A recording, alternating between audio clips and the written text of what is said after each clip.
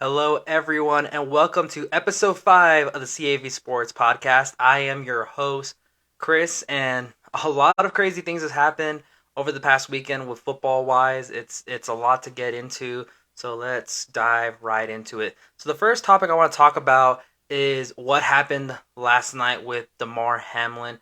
For those of you that don't know, well, I'm sure mostly everybody in the sports world knows what happens to Damar Hamlin, but just to explain, he was part of a routine like tackle on T. Higgins when he caught the ball. Thus, after the play was over, he stood up. He kind of looked like he grabbed his heart, stumbled, and then fell just on his back, like completely, like out of the blue. And no one was really sure. This was between the Buffalo Bills and Cincinnati game for Monday Night Football. Sorry, I did not add that information in, but first of all, that's just a scary experience to ever witness in general.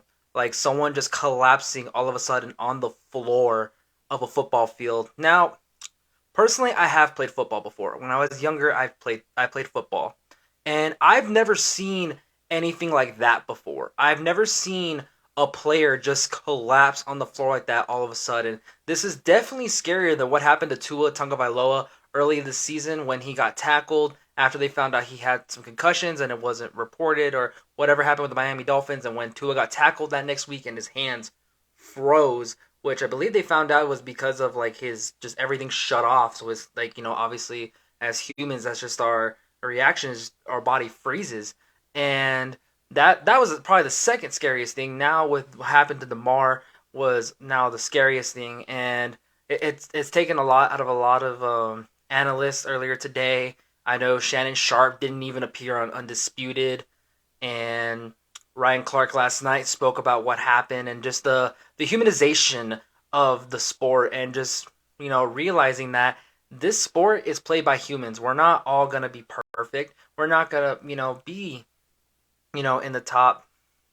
I guess top shape is a good way to put it. I'm sorry if I'm putting it in a wrong way. Let me explain this a little better. I guess because he was young, he was about 24, 25, and that happened to him. And what ended up being reported is that he went under cardiac arrest, and that's why the ambulance had to come out. They had to perform CPR to get his heart pumping. I believe they said that they were able to get his heart to pump on the field, and that's why they rushed him over to Cincinnati Medical. Um, so with that though, it's still a scary thing to see, like from just the TV alone. There's no telling how scarring of an event that is.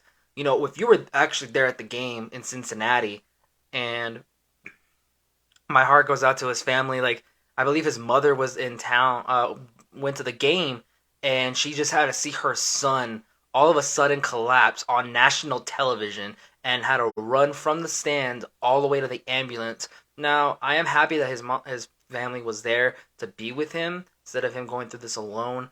But it's still a scary experience. Hearts and prayers to Damar and his family, and hopefully he gets well. I believe he's more stable now, but he was still under critical condition.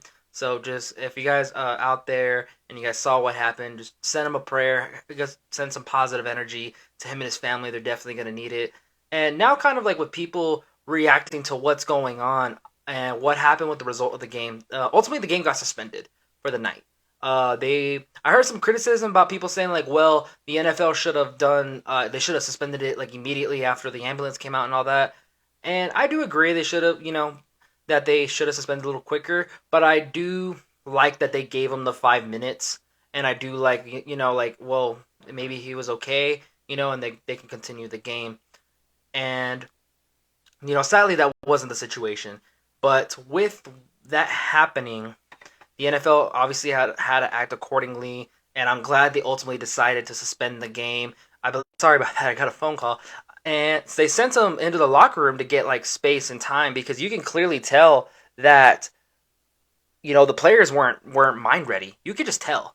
If you've seen the pictures and the videos of the players around Damar, they were crying. There was some of them walking off like in just such distraught. Josh Allen was staring at the spot where Damar collapsed. Joe Burrow was crying. The Cincinnati Bengals and Coach Taylor, and I got to give my hats off to the coaching staff of the Cincinnati Bengals for doing that.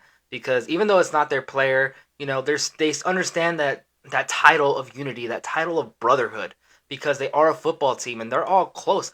And I believe it was Troy or Joe. One of them said it like you'd be surprised how close these players are to each other. Some of them are even closer than some of their family members, which I believe is true because when you're working out together, playing on that field, that level of trust you have to have between each other, you ultimately form a brotherhood.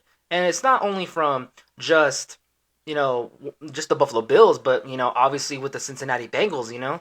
So there, everyone was just such distraught about what happened, and even me personally, I seeing that on TV was just it was shocking. It was scary because knowing that he was only 24, 25 years old is just a scary thing to see because kind of being close to that age, it just proves that we're all human at the end of the day, and I do like that the NFL recognizes that human is that humanity of that, and also with the Cincinnati Bengals, like big shout outs to that organization for doing that. Talking to the referees, I know Coach Taylor from the Bengals was going back and forth with the locker room with the Bills, checking up on them, making sure that everyone's okay, seeing what they want to do, if they even want to continue the game. And now, me personally, if I saw that happen, if I was one of the Buffalo Bills players, even the Bengals players, I would not be mentally ready to play the game, just because it is a dangerous sport. Because if you're not paying, it's already rough enough if you get blindsided and you were paying attention, you just didn't see this like lineman come and get you on your side. It's different when your head is not there in the game and you got to go out there and play a very physical sport. I guess a good way to compare it is like if you were doing boxing, you have to be in that mental mind right of that's my opponent. If I'm not careful, if I'm not on my A game, I'm gonna get knocked out and get hurt. I believe it's kind of like the same idea with football, with all the with aside of you, 21 other players on the field. You never know what can happen to you. So with everyone just not in the mindset to play football, they ultimately decided to suspend the game. They're gonna reschedule it for a later date, which I'm very happy that they did that, and they were not gonna force the Cincinnati Bengals and the Buffalo Bills to go out there and play. And I'm very happy that they did that because I think if they would have tried to get them to play, they were not going to play. The Buffalo Bills would have absolutely refused. They would have accepted fees, going against their contract. I think all the players, even on the Bengals side, would have accepted penalties because all they want to know and make sure is if Damar is okay, especially for the Buffalo Bills because they don't care about game plans at that moment. They don't care about well, this game is important to us. They don't care about any of that. They care about their friend, their teammate, their brother, and hoping that he is okay. And I think that was very, that just shows like how big football is, and it's bigger than all of us, you know. And I believe somebody said it earlier today. I don't remember if it was Stephen A. Smith or Swagoo, but they said that they are human at the end of the day. These are human beings playing. I believe it was Stephen A. Smith, and we have to understand that. I just because they're probably in better shape than most people, they run really fast. They're these strong, athletic, you know, human beings. But we have to also keep in mind anything can happen to you. No matter if you're the most fit person on the planet, no matter if you're the most unhealthy person out there. Things can happen to you. And just that was just a series of unfortunate events. And I'm gonna continue on from this topic. It is like very heart hurting, and it's just really hard to talk about. I know a lot of people today, either had to take time off of work. Like I said earlier, Shannon Sharp didn't even go to Undisputed. I believe that, Skip Bayless was actually like, he was in distraught after what happened, and, he kind of explained, how he felt. And I believe like the show even did something different. They were just reading live tweets of people tweeting at Undisputed. So this whole incident shocked the whole sports world. And I think what the bigger shock is that this happened to a 20 something year old man. And that's very scary to hear, especially those, people coming in the NFL that are around his age, that this can happen to you, you know? And I don't think it's like a football thing. I think if anyone tries to make that argument, it's like, well, it's football, things happen. I understand that, but that is scary because that means that man, Damar Hamlin, could have died on that field if the medical emergency team personnel did not arrive on time. So I think that's what we have to kind of keep in mind and understand that, the people out there, even though they may seem superhuman because of their freakish athletic ability, how fast they can move, For such big guys out on that field, you're surprised how fast they can move laterally, horizontally. Doesn't matter. But at the end of the day, we are all humans. And I'm gonna end on that note, and prayers to Damar Hamlin and his family. I believe they released a statement earlier that they are waiting for more information, and once they get that information, they will let everyone know. I know probably all of Bill's Mafia is hoping that Damar Hamlin is okay. All of his teammates and the whole NFL, like you just saw how much unity like that incident had, and everyone in the NFL hoping that he is okay and he makes it through this. But prayers out to his family and Damar, and hopefully he gets better and we see him on the field soon. Moving on to kind of staying with the Bills and the Bengals game, with this happening, and now they're going to reschedule it, but I believe they said they're not going to reschedule it for this week. They're going to have to pick another date to move the game. It's going to be a little challenging in my opinion because since they're moving the game and they're not rescheduling it for this week, it's a very important game. I think like that's the importance of it because this would have decided if the Bills were going to be number one or not in the AFC. So this isn't like a game they can really just skip over. So hopefully the NFL figures that out. I mean, obviously this came out of a giant tragedy that happened on the field, and those players should take all the time they need to kind of heal and recuperate with what happened. But if you're looking at it just for the game wise, it's going to be a little tricky to reschedule because this was an important game. So we'll have to wait and see what the NFL decides. Like I said, they said that they're not going to reschedule it for this week. So it may have to be they may have to play a doubleheader, or they may have to figure something out. But as I stated, that it was due to the wake of this travesty to Damar, and all prayers to him. And this is bigger than a football game. So, but I just wanted to bring up that it is going to be like interesting to see what they're going to do about that game.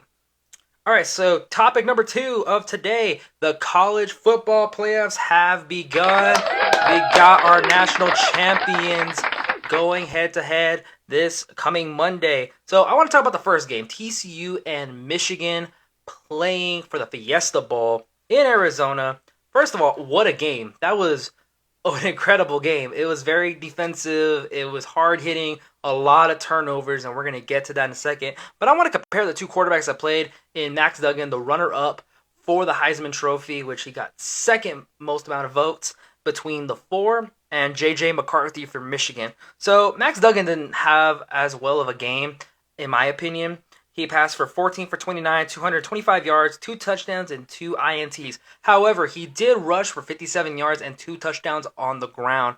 Compared to J.J. McCarthy, who was 20 for 34, 343 yards, 2 touchdowns, and 2 INTs, and 52 yards rushing with 1 touchdown on the ground. I will say the biggest thing that killed Michigan, we're going to start with Michigan real quick. The big thing that killed Michigan is the turnovers. The amount of turnovers they gave to TCU was shocking because they're one of the best teams in college football, and they rarely make mistakes like that. Now, I will point out a controversial call, though, in the game. They should have had that touchdown, the one that got called at the half-yard line. I don't know what the logic in that was, but from how I saw it and how I understand the catching rules, I'm not sure what to catch anymore at this point. But from what I understood in the catching rules, you have to maintain full possession when you hit the ground. And it looked like he didn't maintain full possession until he hit the end zone. So I'm thinking that's a touchdown. And even when they went to review it, I was thinking that's a touchdown. Like, there's no way you're going to not rule that a touchdown. Like that's a score. And that didn't happen. They ended up calling it short at the half-yard line, and TCU's defense forced a fumble in the end zone to get the ball back, and I believe they recovered the fumble in the end zone, so that was a touchback, giving Max Duggan 20 yards to work with instead of at the 1. So I believe Michigan got an unlucky call. I believe that's kind of, if they would have got that touchdown, the game would have been a whole nother scenario, but that's a touchdown. Like, hands down, that's a score. Even people who were cheering on TCU agreed, that's a touchdown. Like, how is that not a score? But TCU caught a break on that one, and the defense kind of bailed out Max Duggan, in my opinion. The defense stepped up. Even though they run a 3-3-5 defense, which is 3 defensive linemen, 3 linebackers, and 5 defensive backs, it's a really unique defense. But the only kryptonite to that defense is the run game, because you only have 3 defenders and 3 linebackers compared to a whole offensive line. typically you're going to have a big game like that on the ground. And Michigan did, but they also were getting stopped at the wrong times. And what I mean by that is Winters for TCU, the linebacker, was making plays. And I mean plays. He was getting big stops in the backfield. He was getting sacks. He was forcing J.J. McCarthy to roll out of the pocket and make those quick decisions.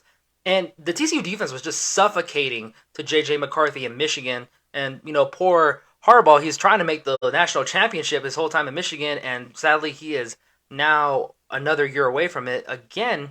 But that TCU defense was the key to that game. Now, I'm going to go over to TCU side. They did force the turnovers, which was key to that game.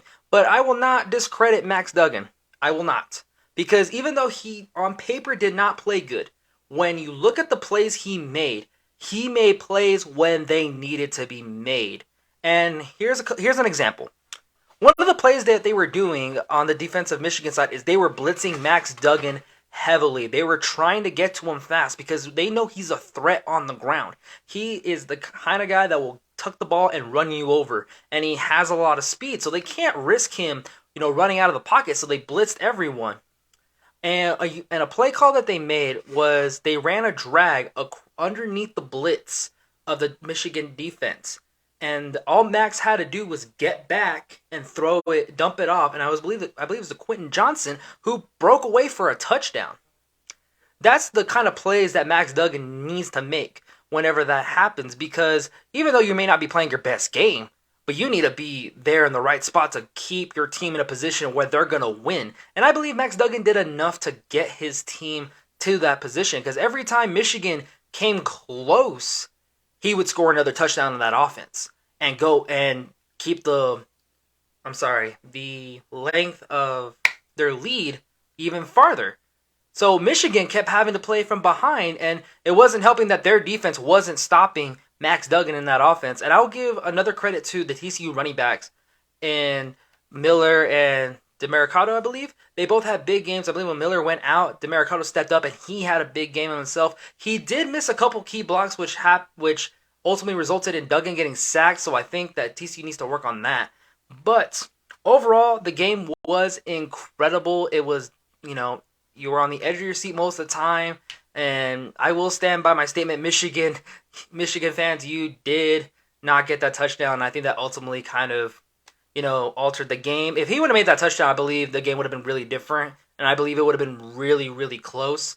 But at the end of the day, TCU's defense just came up big. And I said this in the last episode, that what it's going to come down to is not the offense. Because Max Duggan, that TCU offense, they're one of the top in the nation. And so is J.J. McCarthy. And that Michigan offense, what it was going to come down to was defense and who was going to make the play for each team.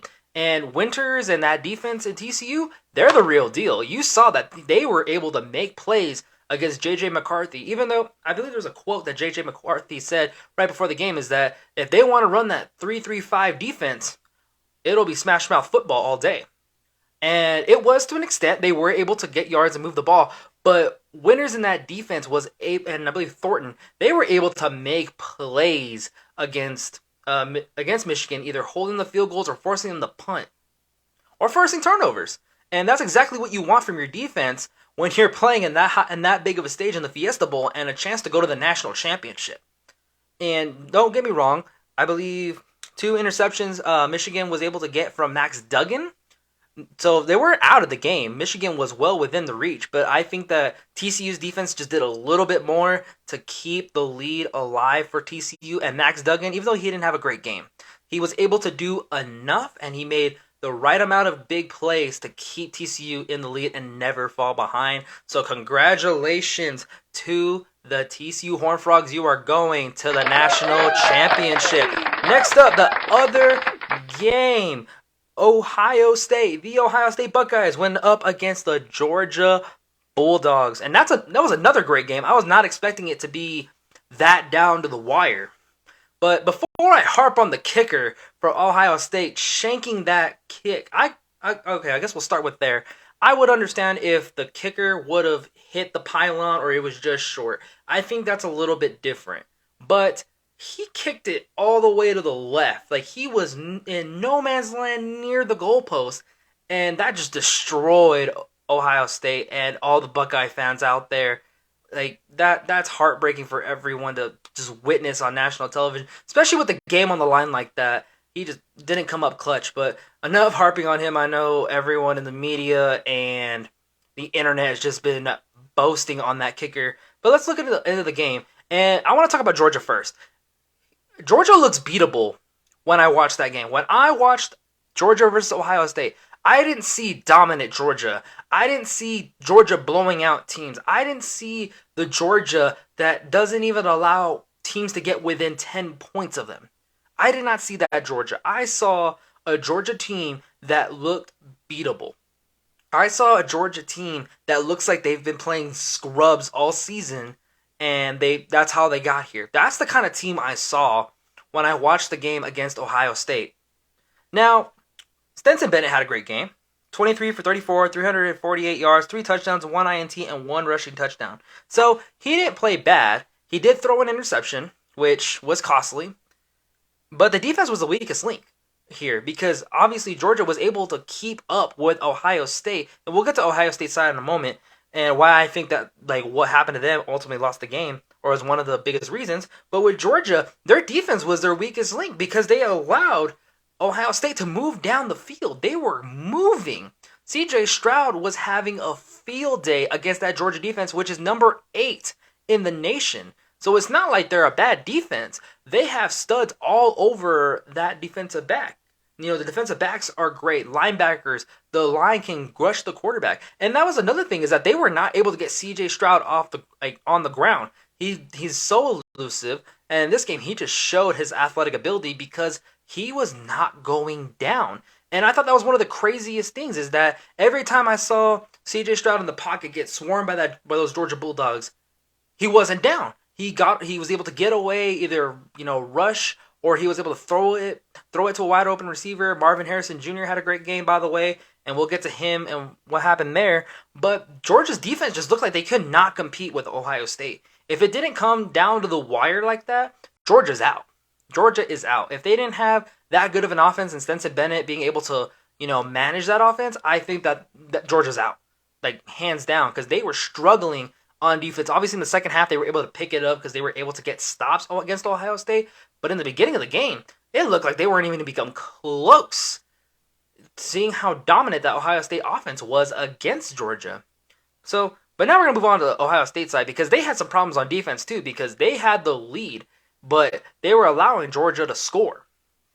So for Ohio State, for CJ Stroud's stats, 23 for 34, 348 yards, 4 touchdowns. So CJ Stroud, as I said in the Heisman debate, he didn't have that Heisman winning game, which is what I mean by that is he didn't have that that specific game that was going to win him the Heisman. This was the game that would have won him the Heisman if the Heisman was more down the road. This would have been the game if they would have won. That's this Heisman moment right there, knocking off number 1 in the nation. So I'm not putting all the blame on CJ Stroud. He had a great game. He showed his athletic ability against those Georgia Bulldogs. He was able to escape being sacked. He was hitting receivers wide open. He had one of his best performances this season. So I'm not giving CJ Stroud any blame on this.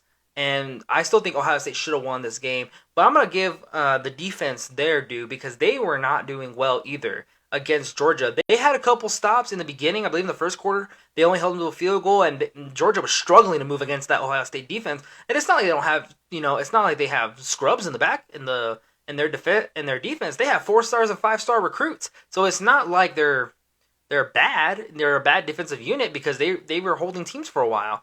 But Georgia's offense was just able to pick them apart after kind of getting a little bit of a routine, getting a little hot, and then now they were able to move all over that defense. So I believe the defense was also part of the blame in this scenario for Ohio State.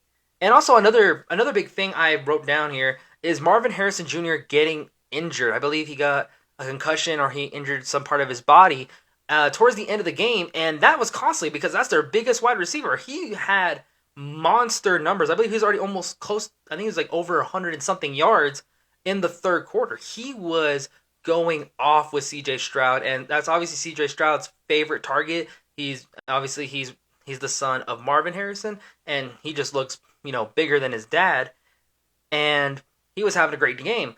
But with the injury, I believe that kind of, halted CJ Stroud in that offense. He didn't have that wide open wide receiver anymore, which was starting to show because they were starting to struggle a little bit trying to get downfield and scoring since his number one was out. So I believe that was another reason. That was another reason why the Ohio State Buckeyes were not able to move anymore in the second half, was because of that. Because they didn't have that number one wide receiver, they needed someone else to step up, and they weren't stepping up enough as Marvin Harrison Jr. was. C.J. Stroud was definitely stepping up because he had the game of his life on that day, but it wasn't enough, and the Georgia Bulldogs were able to pull away. And like I said, if that field goal did not go that far to the left, we would be discussing TCU and Ohio State, and that would have been a great game.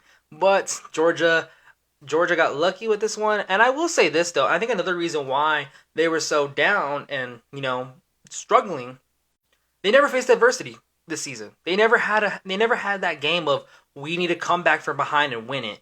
They never had that it's a defensive game. Whose defense is gonna force a turnover and get us the ball in good field. They never had that game. The closest team was 17 points away from Georgia. So they didn't have any kind of adversity game going into Ohio State. So I believe whenever Ohio State came in, swinging and punched them in the mouth, they were stumbled. They were a little nervous because, they never had a team come in and just, punch them in the face and say, bring it on, like in a fight. They never had that this season. I think that maybe the closest one's Tennessee in the beginning, but after that, they demolished Tennessee.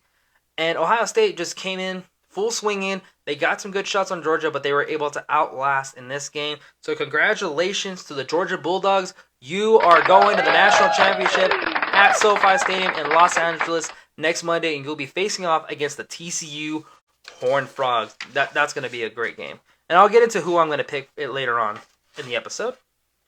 All right, so moving on to the NFL. The season finale is next week, but I'm going to talk about the games that caught my eyes this upcoming week. First up, we got to talk about the Dallas Cowboys and the Titans. I'm going to say this in a very low voice. How about them Cowboys? That wasn't a good game. I'm sorry. I will be the first to admit it. I'm not going to give all kinds of praises today. This was a bad game. It really was. This was a game the Cowboys should have had. They didn't have Ryan Tannehill. They didn't have Derrick Henry. That was a game that the Dallas Cowboys should have dropped 40 on the Tennessee Titans. They were playing with their third-string quarterback in Dobbs, who hasn't played a down in, I think, a season or two. Malik Willis wasn't even playing. He wasn't even the starter. It was, Dobbs. And here's a little comparison. So Dak was 29 for 41, 282 yards, 2 touchdowns, and 2 INTs. Dobbs was 20 for 39, 232, 1 touchdown, and 1 interception. And the thing that made it close was that the offense was just struggling. It just didn't look good. And one of the key factors was that Tony Pollard wasn't playing in the game. I believe he got injured in practice, or he got injured the week before. They wanted to sit him out, and I agree. Keep him, let him recover, because you're definitely going to need him for playoffs. But without Tony Pollard, you can kind of see that a little bit of their offense went away. Aside of going to CeeDee Lamb and Dalton Schultz, other than that, they were relying on Ezekiel Elliott, who had 19 carries and only 37 yards and a touchdown, which he usually gets the ball at the goal line because he's a bigger running back. But they use, Tony Pollard for the halfback screens, or, the slips underneath if Dak needs the underneath pass when all his options are gone. And Dak just didn't play good. That's another thing. And I know a lot of people have been talking that if Dak is the concern going into playoffs, or if he's the biggest concern. Right now, he's the second biggest concern I have. Because the other biggest concern I have is the cornerbacks. And it was evident again because Dobbs was passing all over the corners. Aside of Trayvon Diggs, I believe Wright had an interception, but they were able to move the ball and pass it through the air.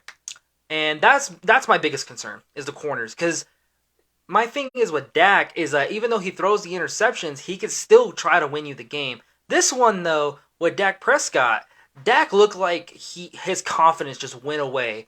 And that's not what happened last week against Philadelphia. Philadelphia, even though he threw the pick six, he came back and, put points on the board. This one, it looked like every time the ball got intercepted, just confidence left his face. You can just tell he wasn't sure about his throws anymore. He wasn't, confident in himself to make the pass. He had to make sure they were wide open. Sometimes he held the ball for too long. It resulted in him having to run or he got sacked. So you could just tell in that game that he was just defeated. You could tell he just looked like he did not want to pass the ball anymore. And Dobbs was able to step up, at least for Tennessee Titans, for a little bit. He was able to, move the ball well enough, at least without, Derrick Henry to run it. But with the cornerback situation, we're not getting Anthony Brown back, and clearly we're going to need another corner to help Trayvon Diggs, and we don't have that right now. So that I think that's my biggest concern out of this game is that the corners are still a liability. The defensive backs are still going to get beat. And that's my biggest concern because if Dak can shake off this turnover train that he's on, we can't do anything. If the defense can't stop the opposing team from scoring, then we can't do anything. The defensive line though did step up. They were getting to Dobbs relatively quickly. I believe one of the favorite things I saw was that Micah he had a cast on. He ran off the field. Then he found out he had to go back in, so he ran back on the field and still made the tackle. So that gives me a little bit more confidence that the defensive line's starting to pick it up a little bit, but Dak needs to lower the turnovers. I believe he is tied with Derek Carr this season, and Derek Carr got benched, which we're going to talk about the Raiders and the 49ers game because that was another shocker. But I'm not completely concerned yet. This isn't a time to hit the panic button with Dak Prescott. I think he just needs to, understand that there is a thing called being too aggressive, and right now I think that's what it is. He wants to be aggressive. He wants to, always have his foot on the gas, which is incredible and fine. But when you're turning the ball over and throw 14 interceptions in a season, you're being too aggressive with the ball. And hopefully Kellen Moore can figure that out with him. And for the Tennessee Titans, I mean, this game was kind of a nothing for them. If they win or lose, either way, they're gonna have to go against Jacksonville coming up to win the division. So either way, it didn't really matter to them if they won or not. That's why they rested Derrick Henry. There's no point in possibly injuring him and not having him for playoffs and for this game and possibly playoffs. So, but now Dobbs has the starting job since Ryan Tannehill's out and Malik Willis isn't doing well. But Dobbs has his job. So congratulations to you, Dobbs. Next up, the Saints and the Eagles. The Saints would win 20-10, and all I gotta say is for the Saints is Marshawn Lattimore's back. You're glad to have him back. He's a lockdown corner, and he was able to beat A.J. Brown on that route to get the pick six to seal the game. But I'm not going to talk about them because they didn't play relatively well. Andy Dalton, who started, was 18 for 32, 204 yards, and 1 INT, so he didn't play good. So he definitely wasn't the reason why they won. It was their defense. Now I'm going to move on to the Eagles. The Eagles were Gardner Minshew for the Philadelphia Eagles was 18 for 52, 274 yards, 1 touchdown, and 1 INT. I wouldn't say this is a panic time for the Philadelphia Eagles, but what I'm thinking now is that some people are realizing it's not the offense, because after what happened last week with the Dallas Cowboys, and Gardner Minshew was able to move the ball, he still had the turnover problem. And that pick six killed any chances of the Eagles coming back. Now they're in the mode of we have to win next week. So we have to see what happens with Jalen Hurts and what's going to go on with that. But talk about Gardner Minshew right now, he wasn't able to move that much. And one of the things that kind of caught my eye about this was that A.J. Brown made a comment, is what happened on that pick six. And for some people that don't know in the NFL, obviously you have to look up and look at your receivers and check the coverage. Sometimes the wide receiver might try to communicate with you like, hey, press coverage, don't throw it to me, or like, hey, press coverage, I'm gonna run like hot route, something like that. With what happened on that play, according to A.J. Brown, is A.J. Brown try to get Gardner's attention about, hey, he's pressing me, don't throw it or do a hot route or something. And Gardner Minshew just didn't look at him. And obviously in that play, he threw it right to A.J. Brown, which landed in Marshawn Lattimore's hands, scoring the touchdown, basically solidifying a Saints win. And I think that's the concerning part, is that when stuff like that comes out, I think that's the concerning part, and not necessarily the Philadelphia Eagles right now. I don't think they're in a position where they need to hit the panic button. Now, the only slight of panic I can think of is that they need a win against the Giants this upcoming week to win the division, because now they're in a spot where they might have to get the wild card.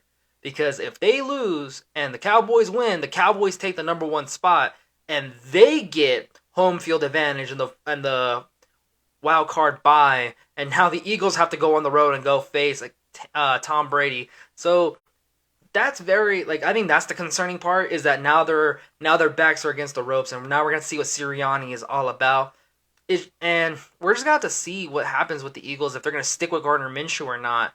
And what is concerning is that last week he was able to move the ball against the Dallas defense, and this week he just wasn't able to. He was, like I say, he only had 1 touchdown, and that's where I think is the concerning part. That's where I'm gonna hit the panic button, is that we need our MVP quarterback. We need Jalen Hurts healthy and ready to go. I don't know how healthy he's gonna be going into playoffs though, because he received an injury on his throwing shoulder. So I'm not sure how that's gonna work with him, or what the Philadelphia Eagles are gonna do about that. But as of right now, they're figuring I believe they're still gonna go Gardner Minshew. As of right now, I believe they said that he is possible to play. So fingers crossed for the Philadelphia fans out there, and we'll just have to wait and see. I'm just kidding. I hope you guys get the wild card. But moving on past my bias on that team, the Panthers and the Buccaneers to decide who is going to win the division. Sam Darnold had a great game. 23 for 37, 341 yards, 3 touchdowns, and 1 INT. Obviously, the INT is what killed him. And the 3 turnovers they gave the ball to Tom Brady a lot. Now, looking at Tom Brady's stats, 34 for 45, 432 yards, and 3 touchdowns. Mike Evans had the game of the season, his best game of the season. Sorry about that. He had over 200 yards receiving. And that's the kind of play I'm expecting from Tom Brady. That's what I'm thinking when I think of Tom Brady and a better offense, is that, Mike Evans getting over 100 yards receiving, not many turnovers, not forcing the ball. He just looked like he's kind of getting a rhythm now after getting this big win. They needed it to win the division. Now they're going to face whoever the number 5 seed is. And as for the Carolina Panthers, the running game wasn't there. Last week they had a dominant running game, and just this week it wasn't there, and it wasn't able to help. Sam Darnold did have a great game, so I'm not going to knock on Sam Darnold because he wasn't really the issue. It was clearly the turnovers that were happening, and the run game just wasn't good that game. And Tom Brady just had the game, his top performance of the season. So that's just unlucky for the Carolina Panthers. But the Buccaneers pull off the win. They are going to the playoffs, and they have officially clinched the 4th spot. I believe they're not going anywhere. So they are locked in on the 4th spot because they're not going to catch the 49ers or the Vikings. So congratulations to you guys for winning the division, and the Buccaneers are going to the playoffs. Next up, the 49ers and the Raiders. The 49ers would win 37-34. This is what the biggest shocking event that happened, I believe. One of the biggest shocking games. The next one's about to come up. The Raiders were able to score 34 points on the number 1 defense in the NFL. Now, Brock Purdy had a good game of his own, 22 for 35, 284 yards, 2 touchdowns, and 1 INT. I will say that's the one problem with Purdy, is that he's throwing a lot of interceptions lately, and I think he needs to calm that down. I understand he has a really good defense, and he has Christian McCaffrey in the backfield, but he can't turn over the ball like that, especially if you go into playoffs. You need to kind of brush that up. I understand he is a rookie. He's just trying to make sure he has a spot next season. But, this is not a good way to do it, especially if it costs you the game. But Jarrett Stidham, who I criticized, I will completely admit it here. I criticized the Las Vegas Raiders for benching Derek Carr for Jarrett Stidham. And I'm thinking, how many points are the Las Vegas Raiders going to lose by? They only lost by 3 in overtime, so not bad. But Jarrett Stidham, 23 for 34, 365 yards, 3 touchdowns, and 2 INTs. He was one of the biggest shockers because I did not expect him to have that great of a game. After seeing him in New England, I believe, he just didn't look that good. And I didn't think that he was going to be able to run that offense as well as he did in that game. The big killers, 2 interceptions. He can't turn the ball over like that, especially against an offense that has a lot of weapons. Even though they have a rookie quarterback, they still have Brandon Ayuk and Christian McCaffrey, George Kittle. They can still move the ball. So with that, that's the biggest downfall for the Raiders. That kind of just sums up their season, is nothing but turnovers. So that's going to be that with the Raiders. They're out of the playoffs, so it doesn't really matter anymore. But like I said, Jarrett Stidham had one of the biggest shocks this week because I did not expect him to play as well as he did. So if they do bring Derek Carr back, then they have a good backup in case anything goes wrong. Or if they try to go win the Brady sweepstakes this offseason, who knows? There's been a lot of speculation about the Raiders possibly trying to trade for Brady. We're gonna have to see about that. But at the end of the day, the Raiders, you almost beat the 49ers. But now moving on to the 49ers, 34 points. The only team close to scoring that many points was, I believe, the Commanders or another team. One of them had 23 points on that defense. You cannot allow 34 points if you're the best defense in the NFL. Like, you just can't.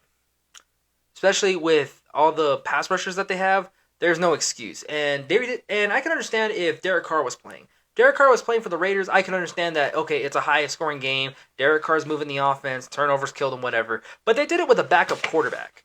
And that backup quarterback was able to pass all over the 49er defense. So I don't know if Josh McDaniels found a weakness in that defense or it's just something that they found out about how to, beat the 49ers. But I think that's a little concerning because people could just watch tape about what happened in the 49er Raider game, and they're going to be able to move on that defense. Because that was the biggest thing, was that they have a great defensive line. Defensive backs are top-notch. Fred Warner at the linebacker position. They have a great all-around defense, and obviously their offense is nothing to joke about. But after seeing this game, and the Raiders with a backup quarterback was able to move the ball against them, that's my biggest concern for the 49ers, not the offense or anything like that. Brock Purdy, showed he can compete. And Christian McCaffrey's just a beast altogether, but their defense allowed that many points. They allowed them to go to overtime. And I think that's going to be the biggest issue because if you go back and look at that tape, you're going to see that the Raiders are moving. And and offensive coordinators out there, they're probably getting ready for the playoffs to go up against the 49ers, which I believe is the Giants. They're going to look at that and say, what can we do? Because clearly they can, clearly the Raiders did it, and they don't have that good of an offense aside of Devontae Adams and Waller and Jacobs. I get they have those guys on that team, but they were, with Derek Carr, there were some games where they were struggling, and they were going up against the number one defense in the NFL and still scored 34 points with a backup quarterback. So the 49ers need to kind of figure that out, or, maybe it was just a bad game for them. But they cannot let that happen again because that's a good way to get eliminated, especially if you have a defense that's a little bit better than the Raiders and they can stop them. They're going to be in a lot of trouble come playoff time. But they still pulled off the win, so good for them. Next up, the game that shocked me: the Packers and the Vikings. Vikings 17, the Packers 41. I'm gonna start with the Packers. They can go to the playoffs. They have to beat Detroit.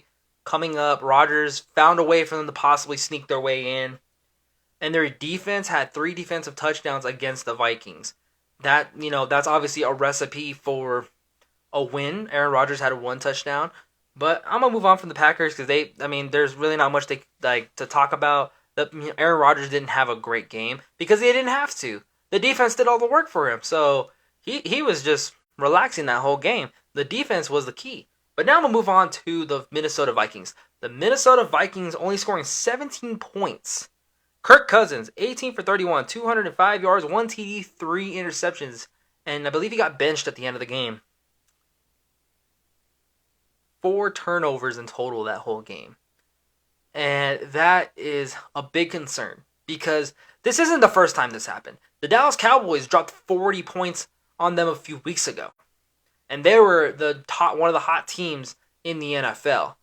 Kirk Cousins just got exposed by that Green Bay defense. The second time he's been exposed because the first one, I would say, I'll say the third time. Because he did get exposed against the Indianapolis Colts, but obviously having Matt Ryan on your team and the Indianapolis Colts doing bad this year, they were able to make the comeback and give him his praise. But in a game like this, where you need to, stay ahead of the 49ers, this was a game they needed to win to at least, either keep the gap wide or in case anything happens, the 49ers will have to play the Giants and they can get, whoever's going to be the 7th seed. And now it's looking like it might be either the Lions or the Packers. It's really going to depend on what happens this upcoming weekend. But Kirk Cousins cannot play like that. That is the Kirk Cousins that gets picked on by the media. That is the Kirk Cousins that gets picked apart by everyone in Vikings country. There's no way you can play like that with Justin Jefferson, Adam Thielen, and all those guys. And Jair Alexander for the Green Bay Packers did a great job against Justin Jefferson. I believe he only had one reception for 15 yards, and that was just a phenomenal corner going up against a wide receiver, because Trayvon Diggs did the same thing. He held Justin Jefferson to very low numbers. And that seems like it's the key to success on defense. If you can take away Justin Jefferson, you're going to win the game. And another big component that got really low was Dalvin Cook. Dalvin Cook's production was really low. I believe he didn't even break 100 yards. He wasn't even close to 100 yards. And he had I think over 10 carries. And he wasn't able to, move. And neither was Kirk Cousins. Kirk Cousins kept turning the ball over. That's a big shock to me, because this late in the season, that should not be happening. Especially if your team is on paper better than the Packers with more weapons on offense. The only thing I will give them is that their defense is not good, and I think this is a big example. Not one of the biggest examples, but the Cowboy game was a big example. And now Kirk Cousins is not looking good heading into the playoff season. And Kirk Cousins needs to figure that out, because there's no reason for that. When he went up against the Colts, same issue. He had a lot of turnovers. He wasn't moving the ball. He kept trying to force it to Justin Jefferson when he's clearly covered, and the same thing happened. Now, when they were down, I kept saying, well, don't count them out, because they were down by 33 points against the Colts, and they make, you never know with these things. And that's not even close to what happened. But Kirk Cousins, you cannot do that. You just can't. You can't turn the ball over that many times against, one of your divisional rivals in the Green Bay Packers, especially if you're trying to keep away from the 49ers, who haven't lost a game, I believe, in 4 weeks. Especially whenever Brock Purdy arrived. I believe they haven't lost a game since Brock Purdy came. And if you're trying to stay ahead of them, you need to win games. You cannot lose that bad to a Green Bay team that doesn't have Devontae Adams. Aaron Jones has been having a flux season along with A.J. Dillon. Aaron Rodgers, who argues with Matt LaFleur on the daily and can barely connect with his wide receivers. You can't lose to that team. On paper, the Vikings should have won. But after seeing that performance by Kirk Cousins and Aaron Rodgers not even stressing about that game because the defense did all the hard work, that's a concern. Because now everyone going into postseason, especially if you're the Giants, who have Thibodeau and they have some decent pass rushers, or whoever they're going to have to go up against, it's going to be concerning. And I say that the Giants, just in case they end up dropping to 3. I don't know if they will or not, but it's towards the end. And now, depending on who they're going to get, if they do stay second, they're going to get the last one, which is either going to be the Packers, the Seahawks, or the Lions. And if they have to meet the Packers again, they can probably beat them, because I believe they beat them in the beginning of the season in Minnesota, but don't hold your breath on it. Just don't. So, especially if Kirk Cousins is going to play like that. Alrighty, so moving on to the last topic for today, my picks for the season finale of the NFL. The regular season is coming to an end this upcoming weekend, and a lot of games that might decide teams' fate and who's going to the playoffs. So, to start off, the Chiefs and the Raiders, I'm going to give it to the Chiefs. I don't think they're going to play Patrick Mahomes, but depending on what happens with the Bills in the Cincinnati game, that's going to determine everything, because they need to stay ahead of Cincinnati. So I think they may try to at least win that game to stay ahead. So I'll give it to the Chiefs. The Ravens and the Bengals, I'm gonna go with the Bengals, just because I think that they're still gonna probably win that game. The Ravens aren't really the best right now. They did lock in a spot for the playoffs in the wild card, so they're not worried about it either. But I'll give it to the Bengals. The Titans and the Jags. This is one of the games that's gonna decide who's going to the playoffs. Give me the Jacksonville Jaguars. I will take the Jacksonville Jaguars because they are playing great. Trevor Lawrence is having a great season. Etienne is having a great season of his own too. And I think the Titans just have way too much issues going on right now with Ryan Tannehill not playing, Malik Willis not being good. They're hoping that Dobbs is going to play. Now, I think it's going to be a close game though, because Derrick Henry is going to play. I believe, in that game. As far as I know right now, they rested him this past week to get him ready for the Jacksonville game, so it might be close, but I think the Jaguars are going to pull it away at the end. Next up, the Browns and the Steelers.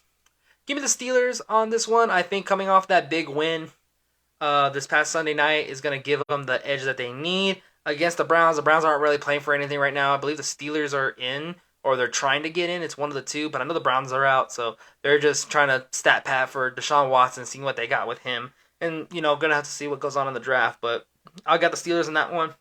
The Vikings and the Bears. I'm going to give it to the Vikings because they're going to try to have a redemption game, especially if they want to stay ahead of the 49ers in the playoff race and keep that number 2 spot to play either Detroit or Seattle or the Packers.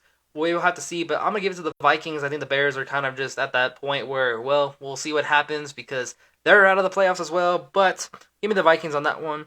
Next up, the Patriots and the Bills. I'm going to give it to... That's kind of a tough one because I'm pretty sure they're gonna rest Josh Allen, but I also feel like they won't because they need to win the number 1 seed, especially with, like I said, what happens with their game with Cincinnati if it ever gets rescheduled or not. I'm gonna take the Bills. I think the Bills just have way too much weapons, and that I've hopped on their offensive coordinator Matt Patricia for way too long. I'm gonna give it to the Bills. I think that if Josh Allen plays, they're gonna win hands down. The Jets and the Dolphins, that's going to be a tough one because they both did have big losses. Mike White didn't play good, and obviously without Tua Tagovailoa, and we're not sure what's going on with his condition. I'm going to give it to the Dolphins, though. I think that's a safe bet. They're trying to make it to the playoffs right now, so I'll take the Dolphins in that one. Next up, the Saints and the Panthers. They're both teams not playing. They're not really playing for anything right now. They're both eliminated from playoff contention. But give me the Panthers. I think they're going to try to continue this run that they have going on. So give me the Panthers. Sam Darnold's trying to prove that he should get a contract. DJ Moore had a great game against the Buccaneers, so they're starting to have a good connection. So give me the Panthers on that one. Next up, the Buccaneers and the Falcons.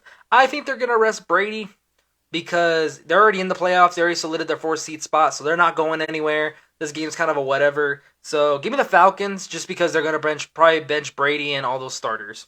The Texans and the Colts, the battle of the bad teams. Yes, the battle of who is going to be the worst. Well, obviously it's going to be the Texans because they are not winning a lot of games. But I'm not sure who they're going to go with quarterback in the Colts because Nick Foles got hurt. They only have Sam Ehlinger. I doubt they're going to go back to Matt Ryan. So I'm going to go with the Texans. I think the Texans are going to pull it off the win.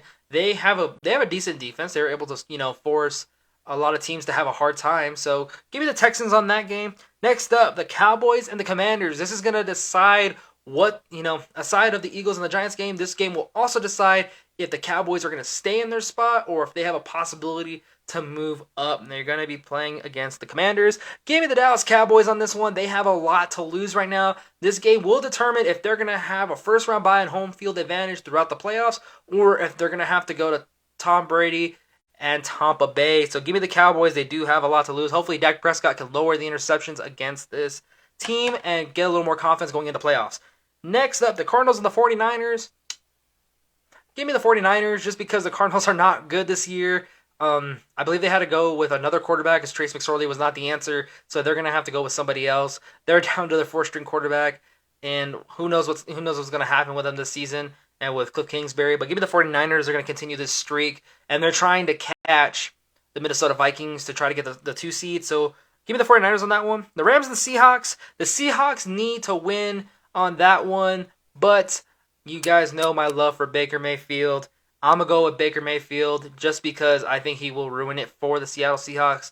They had a good game against the Jets, but other than that, they were struggling for the past couple of weeks, passing, before the New York Jets came into town. So give me the Rams on that one. Next up, the game that's going to decide it all. Who is getting the number 1 spot? The Giants and the Eagles.